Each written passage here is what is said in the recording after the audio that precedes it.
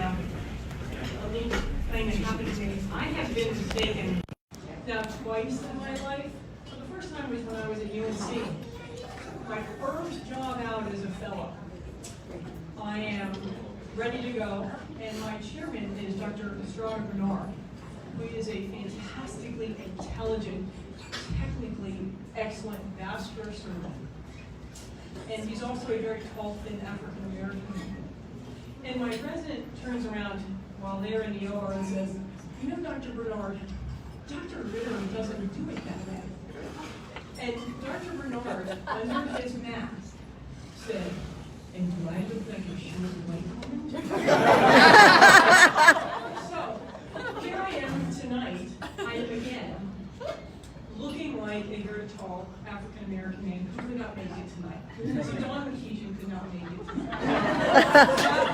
That is again, I am now imposing, or I'm posing again as that. So that was my story, but we cannot thank you guys enough. I look out here and I see friends, I see my best friends, I see my family, I see colleagues, I see friends from Richmond, I see people who work for Richmond. We have 2 councilwomen here. Ms. Gray is here, Ms. Larson is here. We have, I think, 3 delegates, I think. We have Dolores McQueen, Lamont, yes, and Deborah Rodman.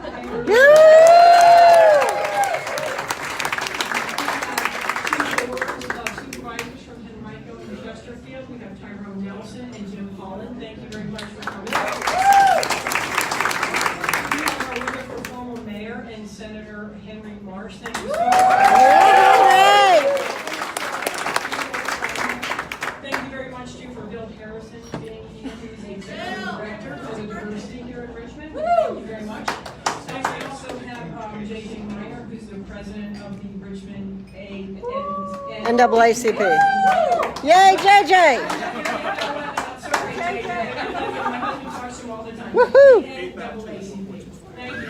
So, we thank you guys very much. But for me, we probably had a few years, and I think we're probably all not completely proud of. It's probably kind of been an aberration in what we all believe is our U.S. government. And we all have our differences, whether we've been with Clinton or Bush or anybody. But I think the past few years have been a little bit different for all of us. And I think we can.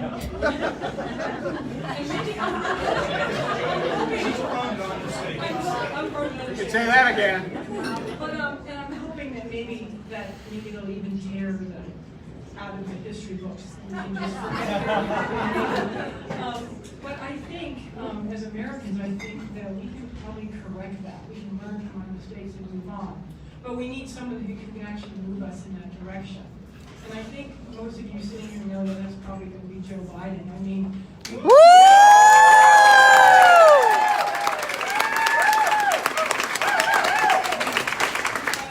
can't have anybody with more integrity, compassion, maturity, knowledge of the world than we've got in Joe. And I think he is the person that is probably going to take us over what we're in right now. So without any further comments from me, I'm going to let Joe take the floor.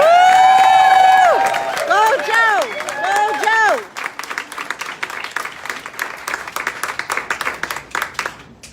If you have a seat, take it.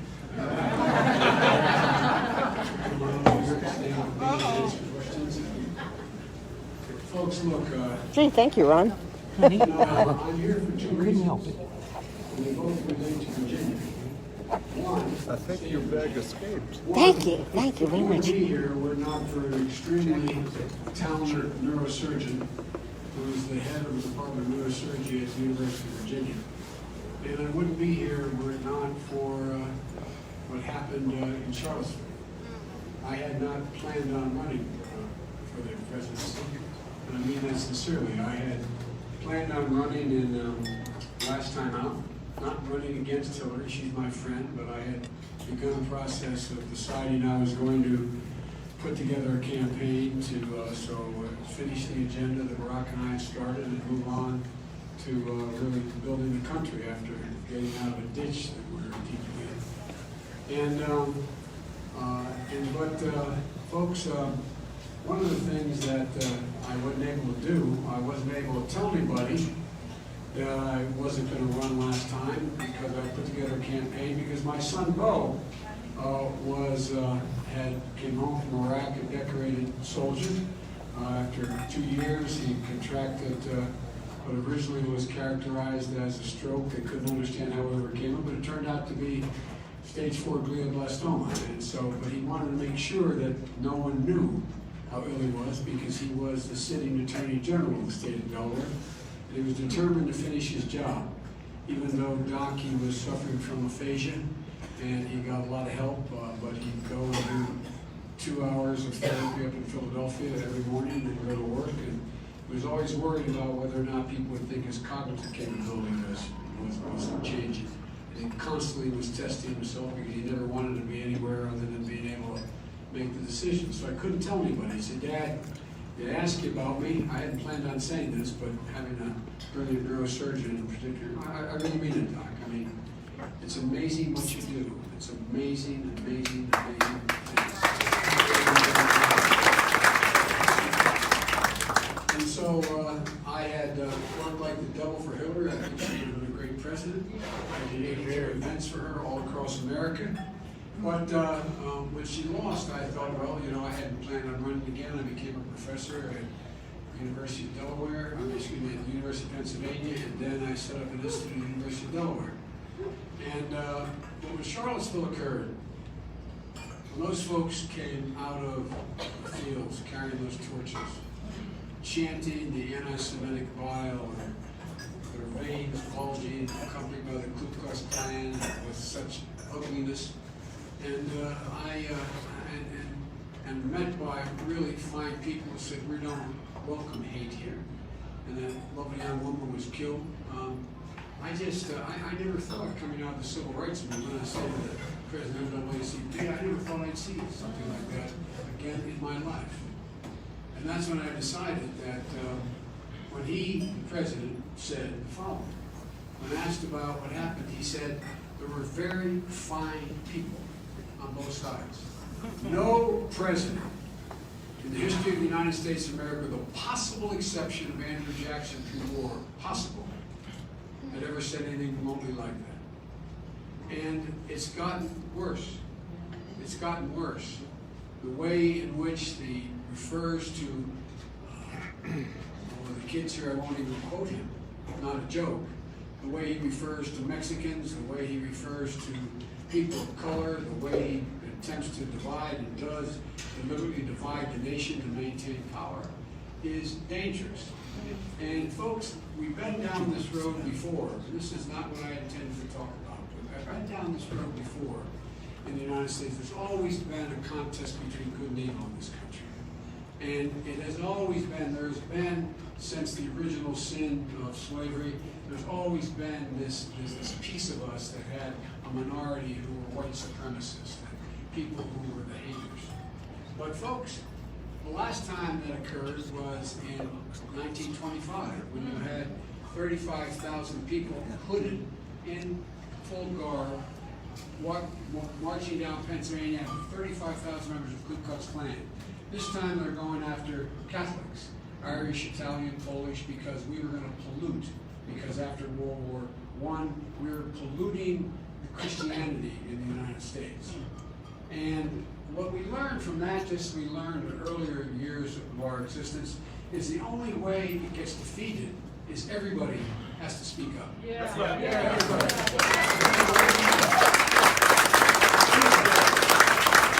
Because our silence is complicity. Our silence is complicity. It generates this. It legitimizes actions that you would never, never, never, never think we'd tolerate. But it's always been the underbelly of our society. And it's got to be confronted. It's got to be confronted. You know, the words presidents say matter. When a president's words can make a market rise or crash, can send people to war, can bring peace, can generate hope, can repair a nation, or can appeal to the lowest common denominator of humanity. And that's what's happening here, when you think about it. It's not, I don't think it's a big stretch to say it goes from not very far with the president saying in the off-year election, we're being invaded. He said, that's an invasion coming up. Look, it's coming through Mexico, it's an invasion. How far is that in stirring emotions of the less stable people in our society and the white supremacists to that young shooter in the state of, from the state of Texas, in El Paso, saying, the reason why I'm doing this is because I want to stop the invasion of Hispanics into Texas, taking us over. My generic point is simple. We've got to speak out. We've got to speak out, we've got to speak up. And we've got to change it, and we can. Yes. We can. But folks, there's a lot that has to happen. You know, we're in a position now where, if you think about it, he just came back from the G8. I'm going to say something that will not take as much time, but it's going to sound too self-serving. If I have any expertise, it's in American foreign policy. It's what I've done my whole career. It's what I've devoted my academic and my political existence to as chairman of the Foreign Relations Committee in handling foreign policy and national security for the President of the United States for 8 years. And folks, what's happening around the world is absolutely a near disaster. This guy is over in the G7, that meeting of all the economic powers, where we kicked Russia out because they invaded another country and annexed a significant portion of it called Crimea. He's saying that it was President, my boss, it was his fault this all happened. Russia invaded. They still have their quote, little green men trying to topple that government in Ukraine. And he wants him to be invited back into the G7. He hasn't done it, making the G8 again. He's over there talking about how we're going to deal with Europe and the rest of the world by insulting our allies, talking to them in ways that are totally demeaning, saying that he's not sure we're going to stick with NATO unless you pay. It's not a protection racket. NATO is the most significant. But that's how he treats it. If you don't pay up, you don't do what I said, then we're going to pull out. No president has ever said since the end of World War II that our support for NATO was conditional. The reason why we set up NATO and the World Economic Forum, a whole range of things, was what? To contain the abuse of power. So we wouldn't once again be in a position of World War I or World War II in pulling us in, because if no one nation had the capacity to run the show, then no nation is likely to be at war in Europe. And look what he's doing. He's embracing people like Kim Jong-un, who is a thug. I mean, a flat thug. He's a guy who had his uncle, I wouldn't use the phrase for the kid, but he had his uncle across the table, boom, brains blown out. Killed his brother. He talks about signing love letters. Stands in front of Putin and the whole world. And the whole world and says, last time out at the G20 says, you know, you're not going to interfere in elections again, are you this time? That's ha ha ha, funny. You have countries not willing to share their national security secrets with anyone. They wonder. He stands and takes the word of not 18 national security agencies, but Putin. He says, he told me he didn't do this. I guarantee you he has. I promise you, I give you my word, there's no question he interfered in our elections and in Europe. The generic point I'm trying to make is this. 4 years of Donald Trump, to paraphrase the doctor, could be just a chapter that we can rip out of the history book. Could be an aberration. We may be able to look back and say, we overcame it. We overcame it domestically as well as in terms of foreign policy. We united the country and energized the new generation to get involved, just like my generation was energized by other things that went really wrong back in the 70s when you had the assassination of King and Kennedy in the late 60s when I was graduating. Folks, the fact of the matter is, though, there's so much we have an opportunity to do. We're all walking around with our heads down like, whoa, woe is me, what are we going to do? How are we going to make it? I'm serious, think about it. Folks, I got elected when I was 29 years old to the United States Senate. You have to be 30 to be sworn in. No, it's not the same thing. By the way, not a joke, they wouldn't let me on the senator's elevators. Let the Senate is on me. Swear to God. I got elected on November the 3rd, and I didn't turn 30 until the 20th of November. And so I wasn't eligible this morning, because when you come from a small state like Delaware, what you do, no matter who you beat or who resigned, what happened was they'd always step down early so you could get sworn in to have seniority. Well, I couldn't get sworn in. But here's the point. Now, I was written about then as I was this young idealist and optimist, etc. I give you my word, I'm more optimistic about America's chances today to lead the world than I ever have been in my entire career.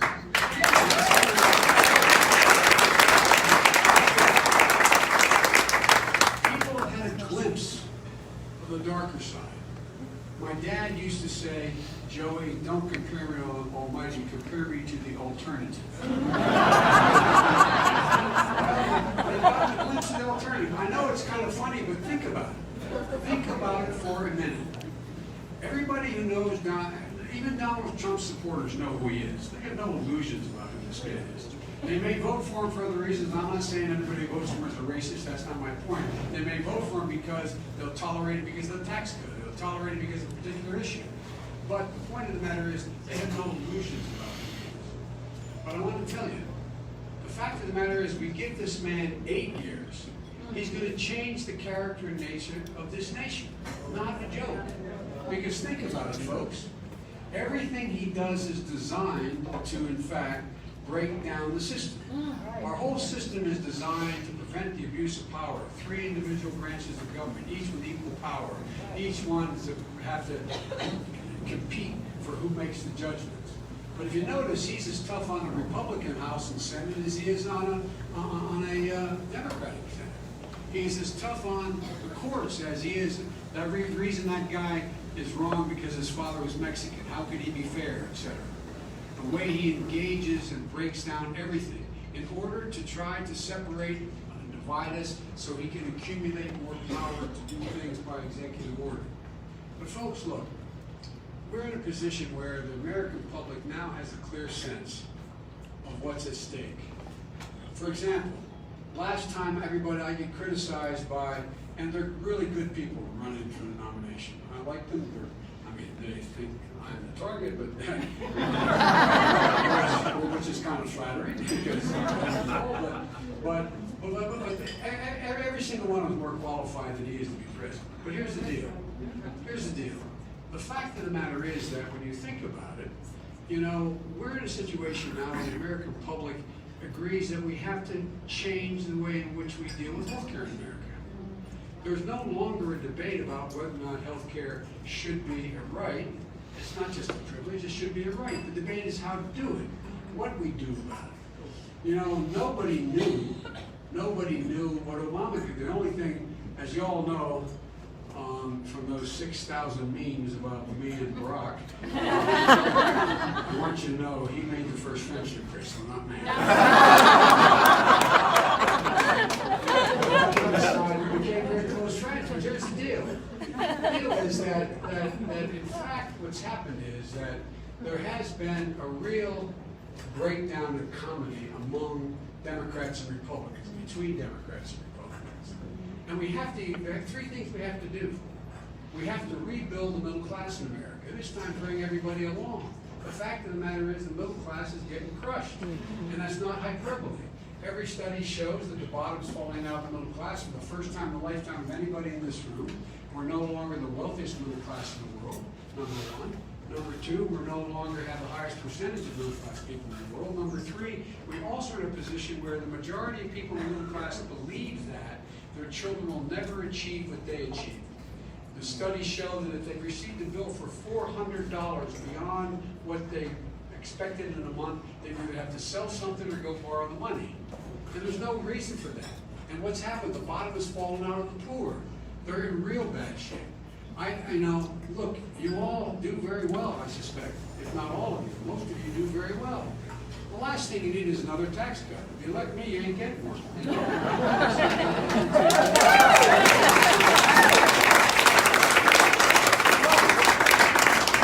There needs to be some basic tax equity in there. And here we are. Look, you can get a deduction for racehorses. You can't get a deduction if you're the mom who needs to have daycare.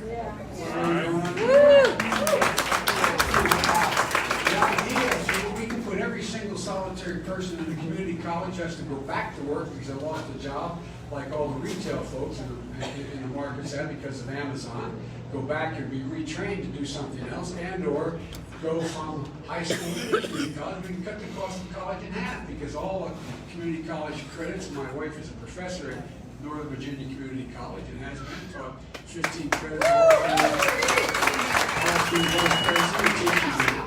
can cut it in half because you can go to the state university, so you can significantly reduce the cost of people.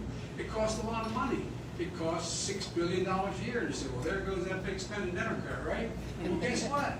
There's $1,640 billion in tax loopholes.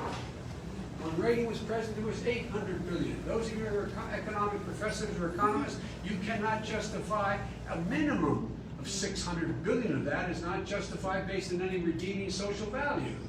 Eliminate one of these tax cuts, called stepped up basis. I didn't know what it was because I was listed as the first man in Congress for the 30th, no, for real. By the way, when I did my financial disclosure as vice president, which the president has yet to do, the paper said it's probable no man has ever assumed the office of vice president with fewer assets than Joe Biden.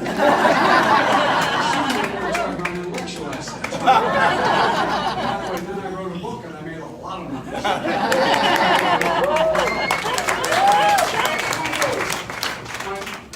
My point is, if you eliminated stepped up basis, which is $17 billion out of the $1,640 billion, you could put every single solitary person in community college for free who's qualified, and you have $11 billion to do deficit reduction. These are things that are within our wheelhouse, not beyond our capacity. And by the way, healthcare. The fact of the matter is, one of the proudest days of serving with my buddy, with the president, in the White House was the day Obamacare passed. 7 presidents have tried it. Well, there's a lot more to do.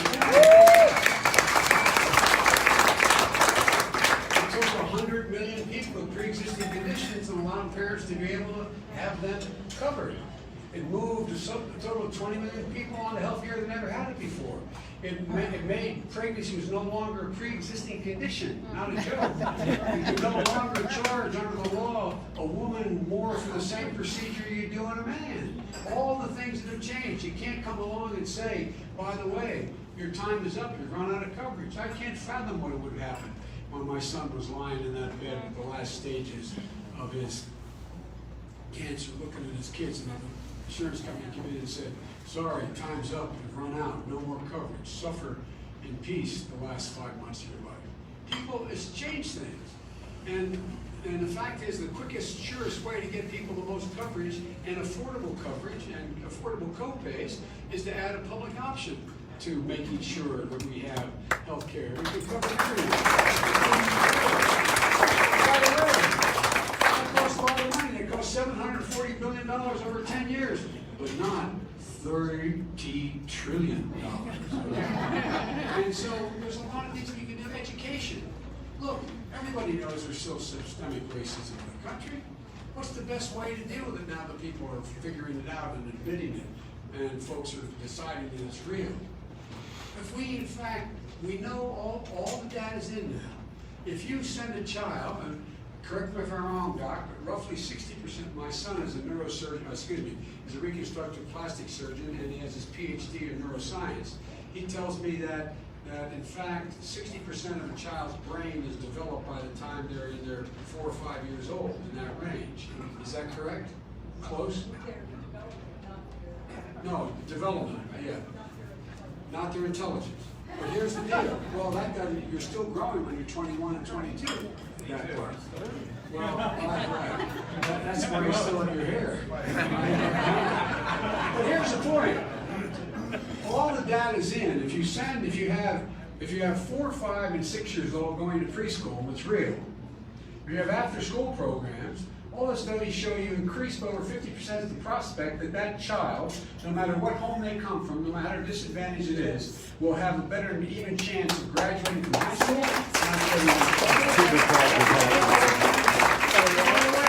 All we have to do, we take Title I programs, and he tripled the amount of money we spend from $15 billion to $45 a year. You can increase the teachers' pay. You can put child psychologists back in the school. Right now, there's one child psychologist for every 1,550 kids in school.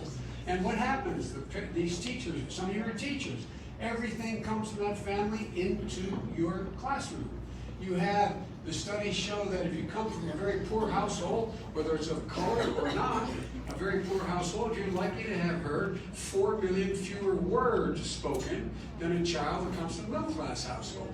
And you tell me that's not a disadvantage? There's so much we can change, and it's not hard to do what we're doing. And it increases productivity as well along the way. And my generic point is this, I'm not going to keep it. The fact of the matter is, we are in a position where the public is realizing sometimes it takes something really lousy to happen from positions to make people realize what need to be done. Look, I had a reputation when I was a congressman, when I was a senator, and when I was a vice president of being able to get things done. If you recall, every single time we'd have a problem in administration, I'd get sent up to the Hill to settle it. And I was usually able to settle it because these folks knew I genuinely respected them. I disagreed, respected them. And we could work out almost every disagreement we had in that process, including getting, after he was elected and 2 weeks before I got sworn in, another $9 billion for the Department of, for NIH and cancer studies. And we're not going to spend another penny, that we did put together a bipartisan group. The generic point is this. I believe that we have an opportunity, a genuine opportunity to bring the country together. Put it another way. Absent reaching out to put the country together, we don't have a shot.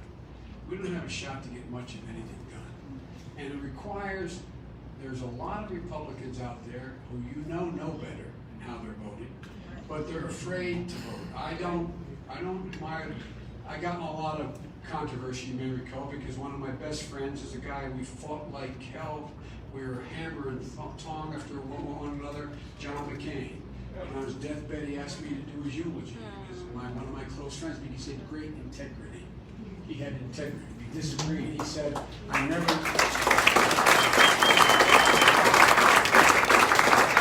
John said, the problem with you, Joe, is you never saw a problem you don't want to solve. And I'd say, John, the problem with you never saw a war you don't want to fight in. But the point of the matter was, you know, I would hope people would have stepped up by now, but there's 3 things going on. I'll end with this piece. The fact of the matter is that the president now has a 90% rating of registered Republicans. Now the problem is they're down to about 34% of the public are Republicans. But if you are in a primary, if you're a Republican and you're conservative, you usually get beat by the right, not the left, not the left. And so they're afraid to speak up because they think they'll get beat in a primary. Secondly, with our unlimited spending, that I didn't realize until I used to teach constitutional law for 17 years, I didn't realize in the Supreme Court's decision, 5-4 decision, that money was speech. That the fact of the matter is that you can spend as much as you want and no limitation short of a constitutional amendment can be put on how much you can contribute. So what happens is you find out that, well, why are you doing that? I'll call a senator when I was vice president. He said, you know, Joe, if I go ahead and I take this on, you're right, I know you're right, but the Koch brothers will drop $6-8 million in my race. Well, you know, people are beginning to understand all this. Things are beginning to change. So I think we can get a lot more done with the president, with President Trump out of the way. You're here.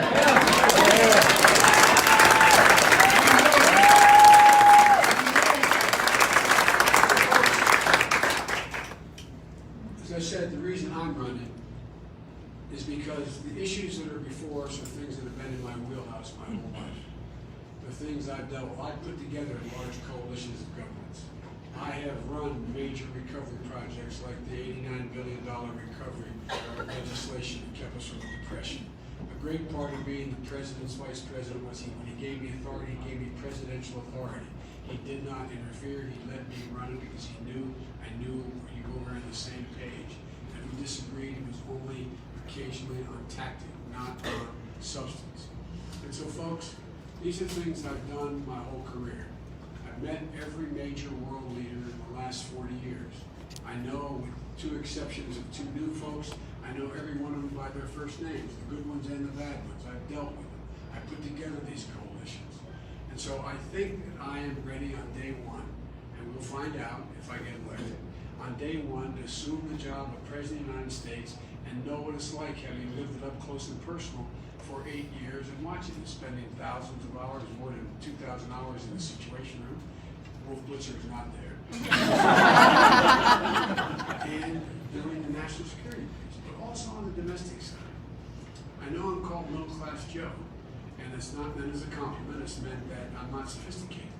But I know who in God's name built America.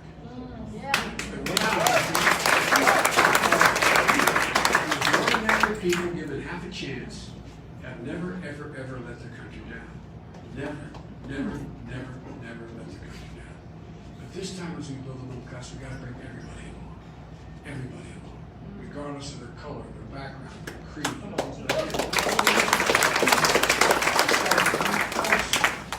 Think of this. I spent a lot of time, they tell me I've spent more time with Xi Jinping than any other world leader. The reason I have is because when President Hu, who's not Joe, his predecessor, President Hu was president, and he was the vice president, and President Obama was the president, we knew who the successor was going to be. And Barack would always kid me because I would say that Barack, the president, Mr. President, all politics is personal.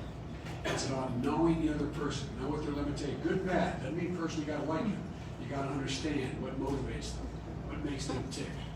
And so he said he wanted me to get to know President Xi Jinping, then Vice President. So I traveled 17,000 miles with him. I traveled all over the world with him, in China and in the United States. And they tell me, I don't know this for a fact, the State Department said I spent more private dinners than anybody else has. And the reason I say that is that he wanted to know, I wanted to understand him, and he wanted to know what was going on. And I remember sitting in a town called Chengdu, if you really travel to China, the Tibetan Plateau.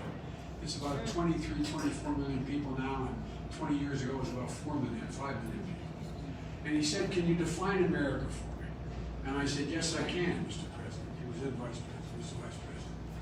And he said, I can do it in one word. I'm not joking. The definition of America is possibilities.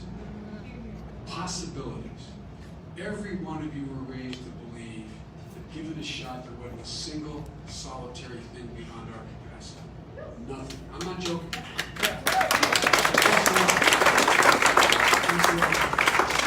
We kind of lost that sense. We kind of lost that sense of possibilities. We kind of lost the notion that anything's possible.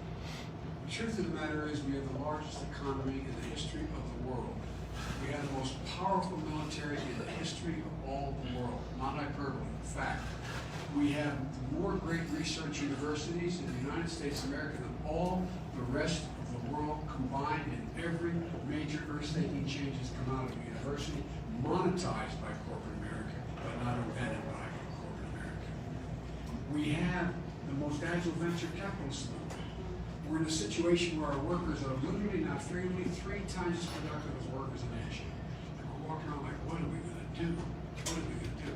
Doc, imagine if, in fact, we do, I mean this sincerely, it's one of the proposals I'm going to get done with my president. There's a thing called dark. You're not saying when you're president. Well, I don't want to be too presumptuous. But here's the deal. Think about this. Some of you are involved in the Defense Department. A lot of people down this way, down in the Defense Department. They have a thing called DARPA. It's the Defense Applied Science and Research Division. They're the ones that came up with everything from geopositioning to stealth bombing, stealth fighter technology, the internet, the whole deal. Okay? What are all, and we've invested billions of dollars to focus on what we need for the defense of the country. And it's a separate agency within the agency. Imagine if in the Department of Health we had, beyond NIH, we had an ARPA-H, an Applied Science Research and Science Division, where we invested over 10 years $100 billion. In fact, we made sure we invested 20 to 30 billion bucks a year to do this. And we decided we were going to focus on nothing but how we're going to deal with Alzheimer's. What are we going to do about diabetes? How are we going to deal with cancer? What are we going to do about some of the cancers that exist that we're close to? Well, I ran the Cancer Institute. I had cancer hospitals working to deal with how we can change. We began, and you know, cancer docs are incredible, researchers are incredible. They don't play well in the sandbox together. It's not something, a lot of information is shared, but now guess what? All the data is being shared. We're making significant progress. But here's the point. Why aren't we investing in doing something like that? We could, if we don't deal with Alzheimer's, in the next 20 years, every single solitary hospital bed in America will be filled by an Alzheimer's patient, costing us $265 billion per year. Per year.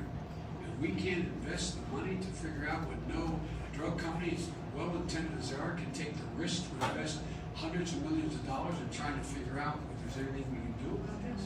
So there's so much within our power. So much we can do.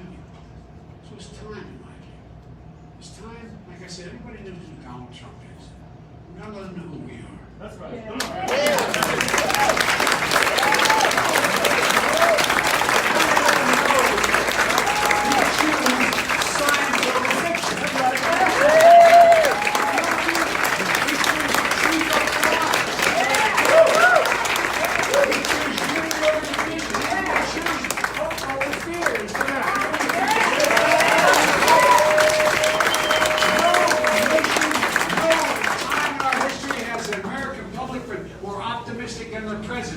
It's never occurred in all our history. And what are we doing? We're squandering this incredible opportunity for our kids. This young man's going to see more change in the next 15 years of his life than any of you have seen in the last 50 years. We're going to be flying subsonically at 21,000 miles an hour around the world. We're going to find ourselves in a position where things are going to change exponentially. And we got to take control of it. We got to be the country to do it because the world needs us badly. So folks, there's a line everybody remembers when you're a kid, and even the kids today have to read John Kennedy's speech about going to the moon. The one line I remember, and my colleagues and my staff over the last 40 years that I've been in public life had hear me say, the thing that appealed to me most, and I'm determined now, he said, to make a point, he said, why are we doing this? Because we refuse to postpone. I refuse to postpone one more minute.